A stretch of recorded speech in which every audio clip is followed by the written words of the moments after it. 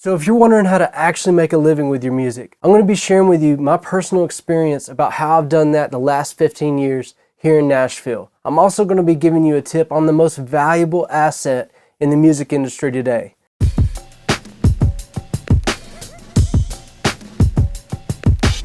I want to start this video off by saying I for sure don't have all the answers, but there's a model of success that I've seen other songwriters and producers take, and I myself have taken to make a full-time living doing only music without any other jobs or income, or spending my time pretty much doing anything but writing songs and producing records. So what I may talk about in this video concerning the country music industry may not apply to you, but I want to share with you the model that I've created for myself to make a full-time living only doing music. If you're somebody that wants to make a living with their music, it's kind of like if you want to make a living playing sports, or if you want to open your own business, or if you're somebody that wants to become a lawyer or a doctor.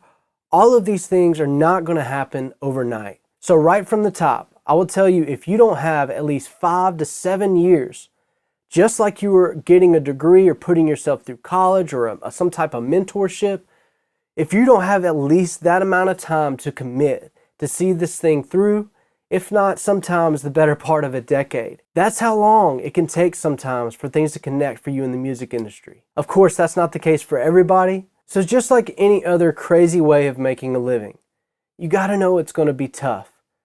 The first couple years are gonna be really rough.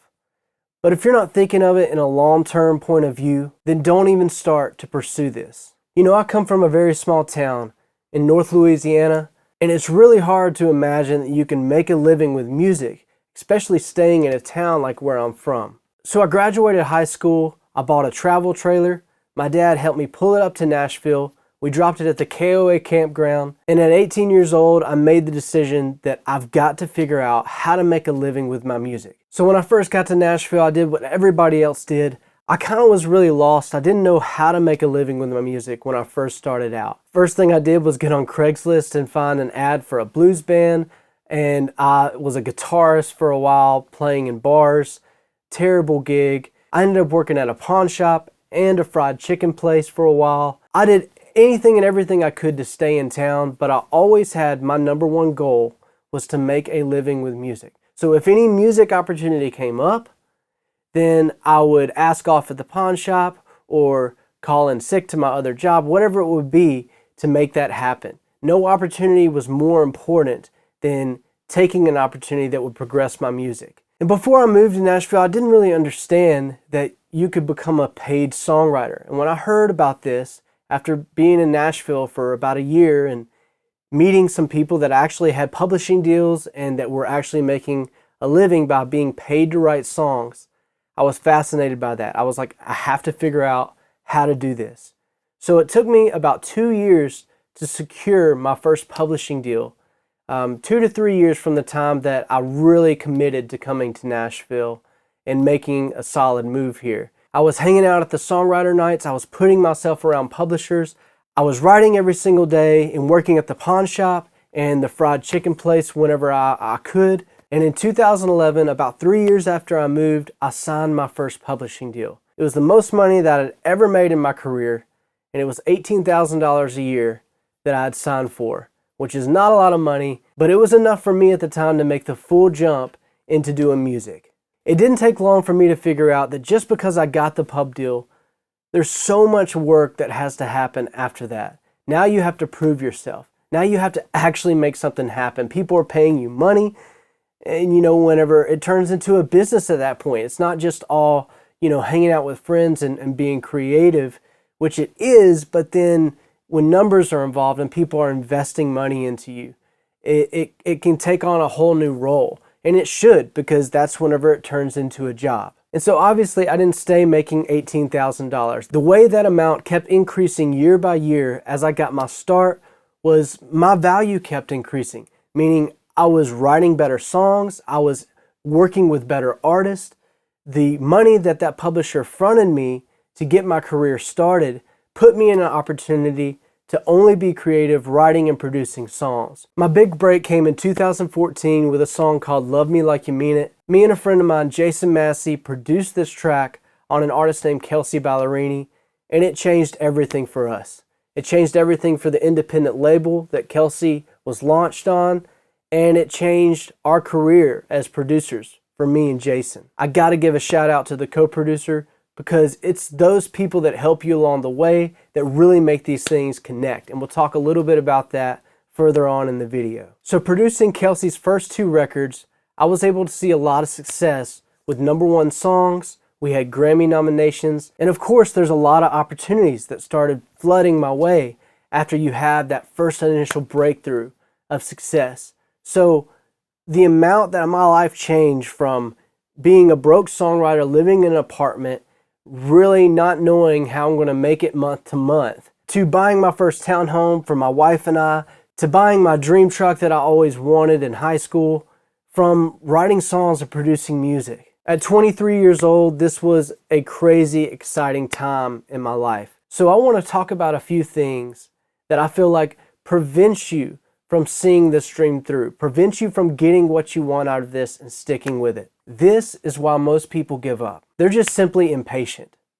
They don't have a plan, and they're not committed to a vision of what their life could look like if they stayed with this. Like I said at the beginning of the video, it doesn't matter if you want to become a professional athlete, or if you want to be a business owner, or if you want to do something in the medical field that takes years and years of disciplined learning and educating yourself to figure out what people before you have done to get to that spot. This is the part where the true work comes in. So to simply answer your question, can you actually make a living in the country music industry? Yes, you absolutely can. But there's a couple things that you need to be aware of before you even start pursuing a dream like this. As long as I've been in Nashville, I've seen people go home after being signed to publishing deals and being signed to record labels. And I also have friends that were unsigned, could not get signed, that are now on top of country music, winning Entertainer of the Year. But the qualities that I've seen in producers and writers that actually make it, artists that actually make it, they have an undying belief in their craft. They work at it every single day. Nothing is more important, nothing is prioritized more important than writing songs, producing records. Whatever it is, they find a way to make that the priority of their everyday. Even if they have to work another job temporarily, even if they're going to school, they're going out and they're networking, they're being around writers and producers that are better than them, because that's the only way that you can get better. I've learned real quick that I was a big fish in a small pond in my small Louisiana town. When I came to Nashville, I wasn't near the guitar player that I thought I was, not near the singer or songwriter that I thought I was. It was a humbling experience, but I wasn't going to go home. I was going to figure it out. I try to give songwriters, producers, and artists the tools they need to produce records from home, the same way that I produce records for major labels and independent labels here in Nashville. And I've kept evolving from a guitar player to a songwriter that didn't produce, and then seeing the void in the room that if I learn music production, this would increase my value or help me get songs out there much faster than waiting on a demo session or waiting for somebody else to produce my songs. So that's why I'm so passionate about teaching music production, because when I started learning music production, that's when things really connected in my career. All right, I had to add something to this video to really put into perspective the value that happens whenever you decide to become a producer outside of just a songwriter. Check this out. I've got a notepad that I'm just going to draw over here, and I got a close-up camera that's going to help me deliver this information for you. Okay, quick lesson here, but as a songwriter, you get 2 pies. You get publishing, and you get writer's rights.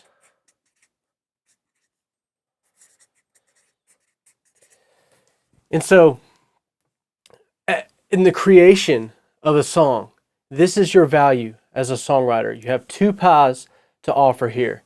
And usually when you sign your deal, they're going to take all of this pie. They may give you the writer's rights if you get the right deal, but usually you're giving up this whole publishing pie to be signed as a songwriter. That's how I got my career started. But check this out. If you learn how to produce, all of a sudden you have 3 more pies here. You have publishing, you have writer's rights, and you have what they call master rights. Yes, master rights. So now when you sign a publishing deal as a songwriter and a producer, they're going to try to take most of your publishing, most likely, unless you already have momentum and you can negotiate a deal where they take half of that and you keep half of your publishing. You should be able to keep your writer's rights in any fair deal, but these master rights here on everything that you produce, I'm dropping everything now. Every track that you produce, now you have this whole other pie of value, and this is the most valuable pie in the streaming world. You hear songwriters aren't getting paid in a streaming environment. That's true, but you know who is getting paid? The record labels. The record labels are getting paid because this is the first thing they take. They take master rights. If you're able to create a master with the demos and songs that you produce, your value as a songwriter all of a sudden is doubled. So that's why I always encourage songwriters to learn music production. You have more value to offer publishers.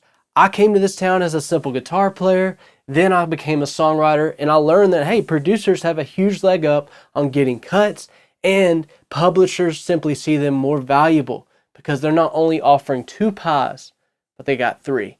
So hopefully that makes it clear on how you can increase your value. And whenever I started having success with some of the records that I was making, as that was just demos at the time.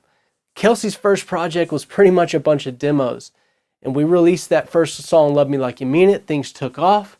And then those demos turned into something a lot more valuable. They were masters. That's why I want to encourage you to learn music production. There is so much more opportunity now for the independent artist, songwriter, producer than there ever was, even whenever I was starting out back in 2009 and 10. I've survived for the last 3 years from songwriting royalties, producing records, and now running an online business. It was a dream that I never could have imagined, being a kid, starting bands with the neighborhood kids and just trying to figure life out. Always wondering, how can I figure out how to make a living with music? It's an ever-evolving process. The music industry is always changing. The way that I make a living now is different than just having a publishing deal draw when I first started out. So being able to adapt, being able to see different opportunities and how you can grow to become a better songwriter or a better producer, all these things compound over time, years of time. And there's an old saying that the time is going to pass anyways, so you might as well spend it pursuing what you actually want to do. I know this was a completely different style video than I usually put on this channel, but if you dug it and you learned something from it, make sure to leave a comment below and I'll do more just like it.